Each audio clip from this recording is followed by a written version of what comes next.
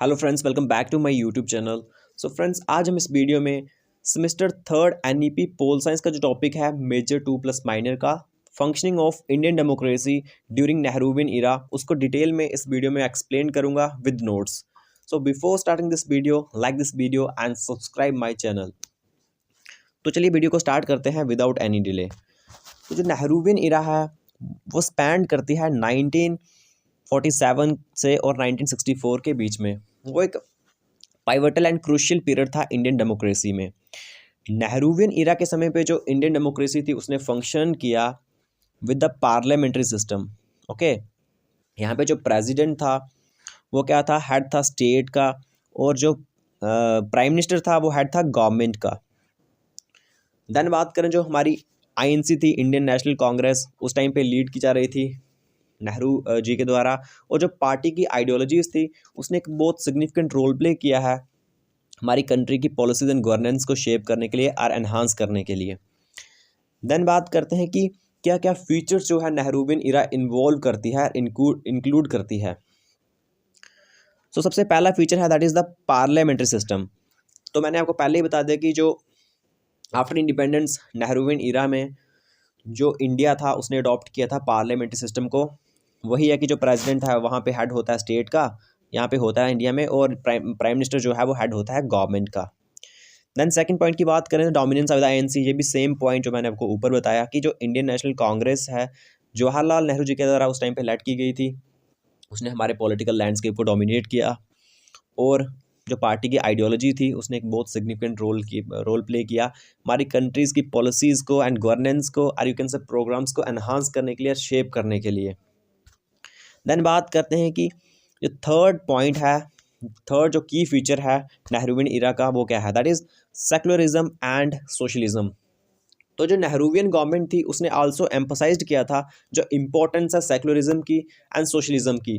Means कि उस time पे जो नेहरू जी थे उनका उनका बिलीव था कि एक ऐसा कल्चर अडॉप्ट करना कि जहाँ पे सभी रिलीजन्स को इक्वली देखा जाए, सभी रिलीजन्स के प्रति रिस्पेक्ट हो, ठीक है, और साथ ही में सोशलिज्म मीन्स कि हर एक पर्सन को इक्वल अपॉर्चुनिटीज़ मिले, और मतलब सोशल इक्वालिटी को एस्टैब्लिश किया जाए। देन फोर्थ की फीचर की बात करें तो दैट इज़ 5 ईयर प्लान।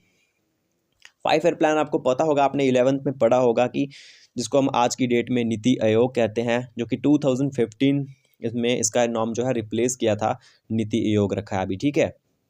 तो नेहरूवियन गवर्नमेंट ने आल्सो इंट्रोड्यूस किया इस 5 ईयर प्लान को ताकि हमारी जो कंट्री है वो इकोनॉमिकली स्ट्रॉन्ग हो सके, क्योंकि आफ्टर इंडिपेंडेंस आपको पता है कि जो हमारी कंट्री में बहुत सारे इश्यूज़ थे, जैसे कि पावर्टी हो गया, इनइक्वालिटी हो गया। तो मतलब बेसिकली इकोनॉमिक डेवलपमेंट करने के लिए 5 ईयर प्लान को इंट्रोड्यूस किया था नेहरूवियन गवर्नमेंट ने। देन फिफ्थ की फीचर की बात करें that is Panchayati Raj institutions. So Panchayati Raj institutions को एस्टैब्लिश किया गया यहाँ पे, मतलब कि हमारी जो डेमोक्रेसी है उसको प्रमोट किया जाए ग्रॉस रूट लेवल तक। मीन्स कि जो अर्बन एंड विलेजेस लेवल के जो पीपल हैं, कम्युनिटीज़ हैं, वो इन्वॉल्व हों डिसीजन मेकिंग प्रोसेसेस में और बेटर वे में अपनी नीड्स को एड्रेस कर सकें। ओके, सो देन बात करते हैं कि क्या क्या चैलेंजेस जो हैं फेस किए हमारी इंडियन डेमोक्रेसी ने at the time of Nehruvian era, ठीक है। सो सबसे पहले बात करते हैं इंटीग्रेशन ऑफ प्रिंसली स्टेट्स। तो नेहरूवियन इरा के समय पे सबसे जो मेजर चैलेंज जो फेस किया इंडियन गवर्नमेंट ने वो था कि इंटीग्रेशन ऑफ प्रिंसली स्टेट्स। मीन्स कि जब इंडिया और पाकिस्तान का पार्टीशन हुआ तो पाकिस्तान जो है वो एक अलग कंट्री बन गई और इंडिया जो है एक अलग कंट्री बन गई। तो उस टाइम पे इंडिया में बहुत सारी ऐसी स्टेट्स थी, ऐसे मतलब जो उस टाइम पे बहुत सारी ऐसी स्टेट्स थी कि जो इंडिया के साथ नहीं होना चाहती थी, ठीक है, लेकिन फिर भी इनको मर्ज किया गया, यूनाइट किया गया इंडियन यूनियन में वायदा सरदार वल्लभ भाई पटेल। मतलब बहुत सारे लीडर्स का इसमें रोल रहा है, लेकिन जो मेजर रोल प्ले किया है इंटीग्रेशन में वो है सरदार वल्लभ भाई पटेल जी का रोल, ठीक है। देन बात करते हैं सेकंड जो चैलेंज फेस किया गया कंट्री के द्वारा, that is the communal tension. तो नेहरूवियन इरा के समय पे कंट्री ने आल्सो बहुत सारे कम्युनल टेंशंस को फेस किया, वायलेंस को फेस किया, स्पेशली जब पार्टीशन हुआ इंडिया और पाकिस्तान का, ठीक है। देन जो सब्सिक्वेंट रेफ्यूजी क्राइसिस था, क्योंकि जब पार्टीशन हुआ तो उस टाइम पे जो कुछ मतलब पार्टीशन तो इस बेस पे हुआ था ना कि जो मुस्लिम्स एरियाज़ हैं वो पाकिस्तान में चले जाएंगे और जो हिंदू जहाँ पे रहते हैं वो इंडिया में रहेंगे। लेकिन उस टाइम पे क्या हो गया कि कुछ हिंदूज पाकिस्तान में चले गए एंड कुछ मुस्लिम जो हैं इंडिया में रह गए। देन है third challenge, that is the economic challenges. तो उस टाइम पे मैंने आपको पहले ही बताया कि गवर्नमेंट ने बड़े सारे इकोनॉमिक चैलेंजेस को फेस किया, दैट इज़ जैसे कि पॉवर्टी हो गया, इनइक्वालिटी हो गया एंड लैक ऑफ इंफ्रास्ट्रक्चर हो गया। Fourth, that is external threats. तो नेहरूवियन इरा के टाइम पे इंडिया ने आल्सो फेस की कुछ एक्सटर्नल थ्रेट्स नेबरिंग कंट्रीज से, जैसे कि पाकिस्तान है, चाइना है, जिसने क्या किया कि कंट्री की जो सिक्योरिटी थी, इंडिया की जो सॉवरेनिटी थी, उसको थ्रेट किया, उसको डिस्टर्ब किया। देन फोर्थ पॉइंट की बात करें तो that is the corruption. Corruption was a major challenge. Corruption जो था एक मेजर चैलेंज था नेहरूवियन इरा के टाइम पे and at the same time nepotism. ठीक है, सो करप्शन तो आपको पता ही है क्या होती है, नेपोटिज्म भी आपको पता ही होगा, लेकिन कुछ ऐसे हो सकते हैं कि जिनको ना पता हो। ठीक है, तो मैं उनको बता देता हूँ कि नेपोटिज्म का मतलब होता है कि फॉर एग्जांपल आपके फादर जो है वो डॉक्टर हैं, तो नेक्स्ट उनके पास पावर है कि वो आपको भी आपके फ्यूचर के लिए डॉक्टर बना सकते हैं, चाहे आपके पास एबिलिटी है उस चीज़ के लिए या नहीं है, लेकिन अपनी पावर के थ्रू आपको बना सकते हैं। That is nepotism.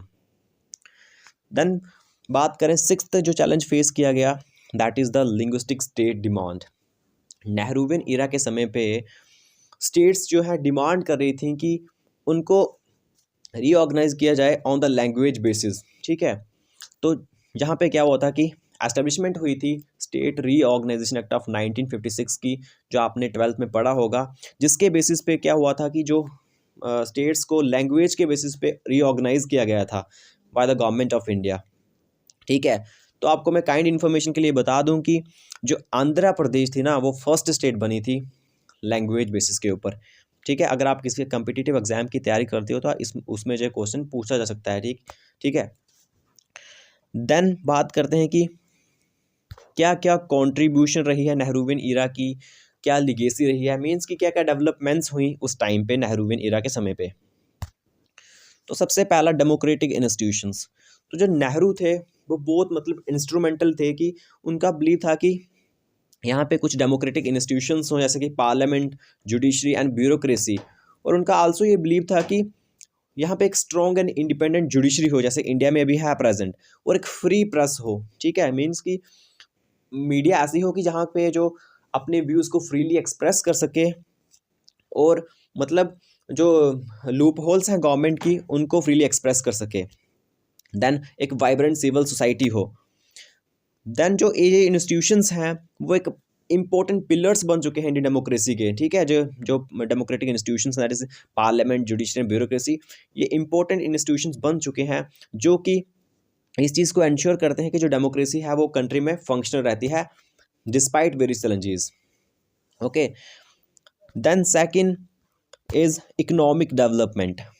तो नेहरूवियन जो इकोनॉमिक पॉलिसीज़ थी, जो कि 5 ईयर प्लान इंक्लूड करती है, मैंने आपको पहले बता दिया। ठीक है, 5 ईयर प्लान के बारे में, एंड जो मिक्स्ड इकोनॉमिक मॉडल, उन्होंने क्या किया कि इंडिया को इकोनॉमिकली डेवलप कर दिया। ठीक है, और नेहरू का ये बिलीव था कि यहाँ पे एक रैपिड इंडस्ट्रियलाइजेशन हो, इकोनॉमिक ग्रोथ हो, ताकि जो हमारी कंट्री में पॉवर्टी है उसको रिड्यूस किया जा सके, और जो लिविंग स्टैंडर्ड है लोगों का उसको इम्प्रूव किया जा सके। और जो उनकी पॉलिसीज़ थी, जो इकोनॉमिक पॉलिसीज़, उन्होंने हेल्प किया इंडिया को डेवलप करने के लिए इकोनॉमिकली, और एक मेजर इकोनॉमिक पावर बना दिया है नेहरूवियन गवर्नमेंट की जो पॉलिसीज़ थी। ठीक है, इकोनॉमिक रिलेटेड। सो आज के टाइम पे भी जो हमारी कंट्री है वो कंटिन्यू करती है इसी लेगेसी के ऊपर बिल्ट होने के लिए। ओके, देन बात करते हैं third point, that is a social justice and inclusivity. तो जो नेहरू थे वो ऑल्सो एक स्ट्रॉन्ग एडवोकेटर थे सोशल जस्टिस को प्रमोट करने के लिए एंड इक्वालिटी को।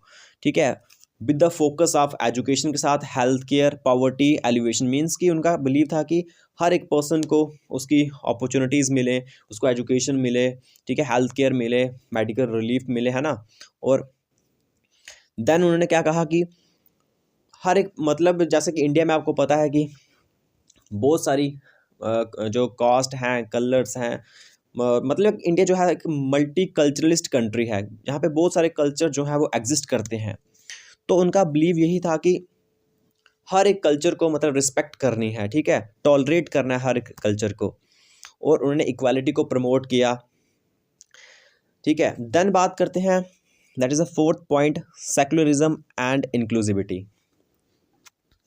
तो नेहरू जो थे वो आल्सो एक स्ट्रॉन्ग एडवोकेटर थे सेकुलरिज्म के एंड इंक्लूसिविटी के, ठीक है। उनका कहना था कि वही मैंने आपको बताया कि जो डाइवर्स कंट्री है इंडिया, जो इंडिया की जो डाइवर्सिटी है वो अपने आप में ग्रेटेस्ट स्ट्रेंथ है, इसलिए उन्होंने प्रमोट किया एक कल्चर ऑफ टॉलरेंस का, कम्युनिटीज़ का। एंड हिज गवर्नमेंट, और उनकी जो गवर्नमेंट थी उसने वर्क किया प्रमोट करने के लिए सोशल कोहेशन को एंड नेशनल यूनिटी को। देन जो इनकी लेगेसी है वो कंटिन्यू करती है, आपको पता है, इंस्पायर करने के लिए एफर्ट्स को, ताकि सेकुलरिज्म और इंक्लूसिविटी को प्रमोट किया जाए इंडिया में।